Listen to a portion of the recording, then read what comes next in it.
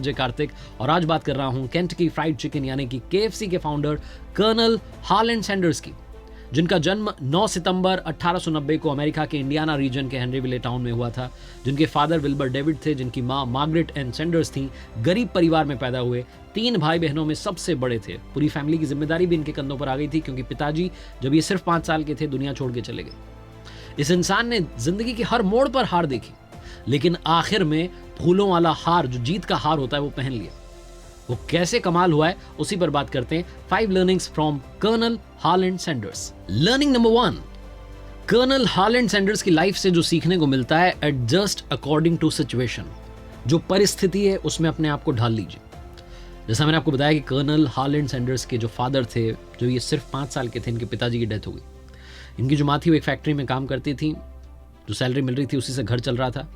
3 भाई बहन थे, जिसमें सबसे बड़ा कर्नल सैंडर्स थे, और जो सबसे बड़ा बच्चा था उसकी जिम्मेदारी थी भाई बहनों का ध्यान रखना, क्योंकि माताजी फैक्ट्री में जाती थी। जब कर्नल हार्लैंड सैंडर्स 7 साल के थे, सिर्फ 7 साल के, इस बच्चे ने खाना बनाना सीख लिया था। तो कुकिंग जो थी वो बचपन से इनका पैशन बन चुकी थी। ये फार्म्स में जाकर के काम करने लगे थे ताकि थोड़ा और पैसा आ जाए, अच्छे से घर चल पाए। जब 12 साल के हुए तो इनकी माताजी ने दूसरी शादी कर ली, और जो स्टेप फादर थे उनको हार्लैंड सैंडर्स पसंद नहीं थे। तो हार्लैंड सैंडर्स वो घर छोड़ करके आंटी के यहाँ पर रहने लगे, फार्म्स पर जाने लगे, मजदूरी करने लगे, काम करने लगे। 16 साल के होते होते इन्होंने कमाल ही कर दिया, मतलब ऐसा काम कर दिया जिसकी वजह से इनको बाद में शर्मिंदा भी होना पड़ा। अपनी एज छुपा करके और जैसे तैसे सेना में जॉब पाली, लेकिन 1 साल के अंदर ही इनका झूठ पकड़ा गया, इनको वहां से बाहर कर दिया गया।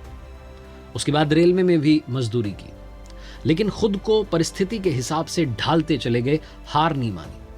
यही पहली लर्निंग है जो कर्नल सैंडर्स की लाइफ से हमें मिलती है। लेकिन हाँ, एक चीज जो सिखाते हैं, जो इनके साथ में और जो हमें नहीं करना है, कि आप कभी भी कोई ऐसा घपला ना करें, ऐसा कोई गलत काम ना करें जिसकी वजह से बाद में आपको शर्मिंदा होना पड़े। जैसा कि मैंने बताया कि सेना से उनको निकाल दिया गया था क्योंकि झूठ बोल करके उन्होंने वहां नौकरी पाई थी। उसके बाद रेलवे में मजदूरी का काम कर रहे थे, वहां कोई विवाद हो गया, वहां से निकाल दिया गया। फिर से आकर के माँ के पास में रहने लगे, और उसके बाद शादी भी हो गई। लेकिन तब भी अपने लिए सक्सेस का रास्ता खोज रहे थे कि कहां मुझे सक्सेस मिलेगी। क्रेडिट कार्ड बेचे।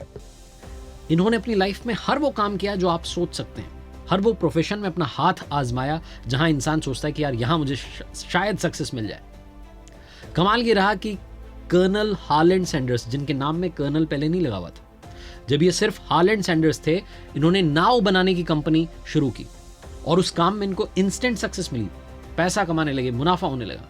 तो जब ज्यादा मुनाफा हो गया तो इन्होंने सोचा कि मैं केमिकल लैंप्स बनाता हूं। तो ये लैंप्स बनाने की तैयारी कर ही रहे थे, पैसा वैसा लगाया ही था, तभी एक बड़ी कंपनी थी जो कि उस तरीके के लैंप्स मार्केट में लेकर के आ गई, और इनको समझ में आ गया कि मैं यहाँ पर टिक ही नहीं पाऊंगा। तो वो पैसा, वो सारा प्रोजेक्ट धरा का धरा रह गया। इन्होंने इंश्योरेंस एजेंट के रूप में भी काम किया। जो लर्निंग नंबर 2 है वो यही है कि keep going until you reach. चलते रहिए जब तक कि मंजिल पर ना पहुंच जाए। तो जैसा मैं बता रहा हूं, इंश्योरेंस एजेंट का काम किया, उसमें भी ज्यादा सक्सेस नहीं मिली। लॉ की थोड़ी पढ़ाई कर ली, लॉयर बन गए, कोर्ट रूम में किससे झगड़ा हो गया तो वहां से भी इनको निकाला गया। लेकिन एक चीज जो बंदे ने की वो ये थी कि ये बंदा रुका नहीं। कैसे पहुंचे मंजिल तक, आगे बढ़ते। आगे बढ़ने से पहले अगर आज आप भी अपनी सेविंग्स को वही ट्रेडिशनल तरीकों से इन्वेस्ट कर रहे हैं तो आपको कुछ बताना चाह रहा हूं। शायद आप बहुत पीछे चल रहे हैं, दुनिया का ट्रेंड जो है वो बदल चुका है। आज मार्केट का नया ट्रेंड और फ्यूचर है क्रिप्टो करेंसी। और क्रिप्टो करेंसी में इन्वेस्ट करने की जब बात आती है तो बात आती है इंडिया की सब करें, उसके बाद ही क्रिप्टो करेंसी में इन्वेस्ट करें। कॉइन स्विच कुबेर के साथ में इस साल फ्यूल पंप पर काम करने लगे, पेट्रोल पंप पर काम कर रहे थे। रिसेशन आ गया, इनकी लाइफ में बुरा ही हो रहा था ना, वो फ्यूल पंप भी बंद हो गया। फिर इन्हें एक सर्विस स्टेशन पर काम मिला प्रॉफिट शेयरिंग बेसिस पर। वहां भी कम काम होता था तो इन्हें लगता था पता नहीं क्या ही हो रहा है मेरी लाइफ में, सिर्फ इससे तो मैं गुजारा नहीं कर पाऊंगा।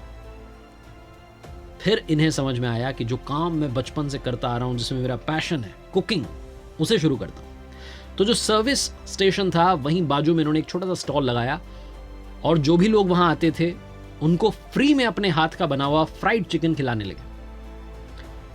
शुरू में फ्री में खिला रहे थे, फिर धीरे धीरे समझ में आया कि लोगों को टेस्ट पसंद आ रहा है। बहुत सारे लोग तो सिर्फ खाने के लिए वहां आते थे, चिकन खाने के लिए। तो इन्होंने सड़क किनारे एक छोटा सा रेस्टोरेंट ओपन किया, और धीरे धीरे वहां पर कस्टमर्स की भीड़ बढ़ने लगी। तो वो सर्विस पंप का काम छोड़ करके सिर्फ और सिर्फ रेस्टोरेंट चलाने लगे। एक बार केंटकी के जो गवर्नर थे वहाँ से गुजर रहे थे, भूख भी लगी होगी उन्हें, तो उन्होंने कहा भाई यहीं रुक जाते हैं इस रेस्टोरेंट पर। तो उस रेस्टोरेंट पर रुके, उन्हें वो फ्राइड चिकन बहुत पसंद आया। उन्होंने हालैंड सैंडर्स को एक उपाधि दी, केंटकी कर्नल, और वो जो चिकन था वो केंटकी कर्नल नाम से फेमस होने लगा। और ये जो साहब थे कर्नल हालैंड सैंडर्स बन गए। वो जो रेस्टोरेंट था उसमें सब कुछ ठीक चल रहा था। 3-4 साल बीते कि आपस में जो एम्प्लॉयज थे उनका झगड़ा हो गया, झगड़ा इतना बढ़ गया कि रेस्टोरेंट बंद करना पड़ा। कर्नल हालैंड सैंडर्स ने दूसरा रेस्टोरेंट ओपन किया, लेकिन शायद लाइफ कुछ और चाहती थी। जो दूसरा रेस्टोरेंट ओपन किया उसमें आग लग गई, तबाह हो गया। फिर तीसरा ओपन किया, लेकिन उस वक्त वर्ल्ड वॉर छिड़ी हुई थी, फिर से रिसेशन का दौर आया, फिर वो भी बंद हो गया। लेकिन यहां तक पहुंचते पहुंचते कर्नल हालैंड सैंडर्स को यह समझ में आ गया था कि मुझे लाइफ में क्या नहीं करना है और किस पर फोकस करना है। उन्हें समझ में आ गया था कि फ्राइड चिकन मुझे दुनिया का सबसे बड़ा आदमी बना सकता है। तो अब उन्हें आगे जिंदगी में बढ़ना था और एक चीज पर काम करना था, वो थी रेसिपी। अब तक आप समझ चुके होंगे कि कर्नल हालैंड सैंडर्स हार मानने वालों में से बिल्कुल नहीं थे। उनके अंदर जीत के लिए एक पागलपन था। बहुत सारे लोग होते हैं जब कुछ बड़ा सोच लेते हैं तो उनके आजू बाजू वाले कहते हैं कि अरे तुझसे होगा क्या, तू बिल्कुल नहीं कर पाएगा। लेकिन जिस दिन आपने डिसाइड कर लिया, जिस दिन आप जिद लेकर के आ गए, उस दिन आप कमाल कर जाएंगे। चौथी लर्निंग यही है, जिद्दी बनिए अपनी जीत के लिए, अपनी मंजिल तक पहुंचने के लिए। 3 बार मैंने बताया कि रेस्टोरेंट उनका बंद हो चुका था। एक बार विवाद हो गया, एक बार झगड़ा हो गया, एक बार आग भी लग गई और रिसेशन भी आ गया, सब कुछ हो गया लाइफ में। लेकिन ये समझ गए थे कर्नल हालैंड सैंडर्स की मुझे लाइफ में बड़ा आदमी बनाएगा तो ये फ्राइड चिकन ही बनाएगा। तो वो जो केंटकी फ्राइड चिकन नाम तो मिल चुका था, लेकिन वो रेसिपी, वो चिकन जो था वो अलग अलग जगहों पर पहुंचा नहीं था। कर्नल हालैंड सैंडर्स ने डिसाइड किया कि मैं अपनी रेसिपी बेचना शुरू करूंगा, अब मैं रेस्टोरेंट नहीं खोलूंगा। 3 बार खोल लिया, 3 बार फेल हो गया, कुछ ना कुछ पंगा हो जाता है। तो कर्नल हालैंड सैंडर्स जो थे वो अलग अलग रेस्टोरेंट्स में जाने लगे और कहने लगे कि मैं भैया बहुत बढ़िया चिकन बनाता हूँ, फ्राइड चिकन, उसकी रेसिपी ले लीजिए, आप यहाँ पर शुरू कीजिए, मजा आ जाएगा। लेकिन ऐसा हुआ नहीं। 1009 बार रिकॉर्ड होगा, 1009 टाइम्स उनकी रेसिपी को अलग अलग रेस्टोरेंट्स ने रिजेक्ट किया। अपनी रेसिपी बेचने के लिए इस टाउन से उस टाउन, इस सिटी से उस सिटी जाते रहते थे। रातें जो थी इन्होंने कार की बैक सीट में बिताई है, कार में सोए रहे, क्योंकि अगली सुबह जैसे ही रेस्टोरेंट खुलेगा, जैसे ही मालिक आएगा, उसको सबसे पहले अपनी फ्राइड चिकन की रेसिपी सुनानी है, क्योंकि उसके बाद तो कस्टमर्स आने लगेंगे, बिजी हो जाएगा, तो फ्री टाइम में उसको ये जो बात है समझानी है। कमाल ये हुआ कि एक बड़े रेस्टोरेंट ने फाइनली इनकी रेसिपी को स्वीकार किया, अप्रूव कर दिया। उन्होंने वो फ्राइड चिकन जो है अपने यहाँ पर शुरू किया, और उसके बाद जब उनके वहाँ पर चल निकला तो बाकी लोग खुद आने लगे कि भैया हमें भी आप फ्रेंचाइजी दे दीजिए। तो उसके बाद कर्नल हालैंड सैंडर्स रुके नहीं। 5वीं आखिरी बात जो कर्नल हालैंड सैंडर्स की लाइफ से सीखने को मिलती है, पेशेंस रखना बहुत जरूरी है। ये तो आप समझ गए होंगे, इतनी बार उन्हें हार मिली, उन्होंने पेशेंस रखा। उनकी लाइफ का एक और मजेदार किस्सा आपको समझाता हूं, सुनाता हूं। कर्नल हालैंड सैंडर्स की ये जो KFC वाली जो रेसिपी थी, ये पॉपुलर होती जा रही थी, और सिर्फ अमेरिका में नहीं बल्कि यूके में, कनाडा में, मैक्सिको में आउटलेट्स खुलने लगी थी। 1964 आते आते 600 से ज्यादा आउटलेट्स KFC की हो चुकी थी। कर्नल हालैंड सैंडर्स जो कि लाइफ में पेशेंस के साथ आगे बढ़े, सब्र रखा कि अच्छा होगा अच्छा होगा, यहां पर उनका सब्र का बांध टूट गया।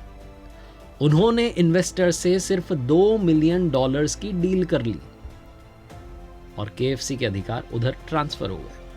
थोड़ा सा और सब्र कर लेते तो मल्टी मिलियनेयर बन जाते। 16 दिसंबर 1980 को उन्होंने आखिरी सांस ली थी। 6 साल के बाद में क्या हुआ, ये कंपनी पता नहीं कहीं पहुंच गई। पेप्सिको वालों ने इसे लिया, $840 मिलियन की डील हुई।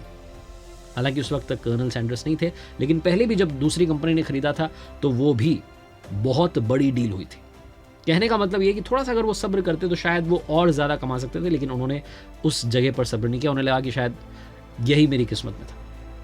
शायद उन्हें भी मालूम नहीं था कि उन्होंने किस रेसिपी को इन्वेंट कर दिया, क्या उन्होंने आविष्कार कर दिया, क्या रेसिपी उन्होंने दे दी है दुनिया को, कि आज KFC के 25,000 से ज़्यादा आउटलेट्स हैं। लेकिन 2 चीज़ें शुरू से आज तक कॉमन है, पहली रेसिपी और दूसरी कर्नल हालैंड सैंडर्स का चेहरा, जिन्हें दुनिया KFC वाले अंकल नाम से जानती है। और जाते जाते KFC वाले अंकल ने 3 कमाल की बातें कही हैं। पहली, अगर आपको हार मिल रही है तो उसे सीढ़ी की तरह इस्तेमाल कीजिए, एक सीढ़ी और चढ़ जाइए, आप मंजिल के पास पहुंच जाएंगे। दूसरी, आपका हार्डवर्क दुनिया के हर टॉनिक, हर विटामिन को हरा सकता है।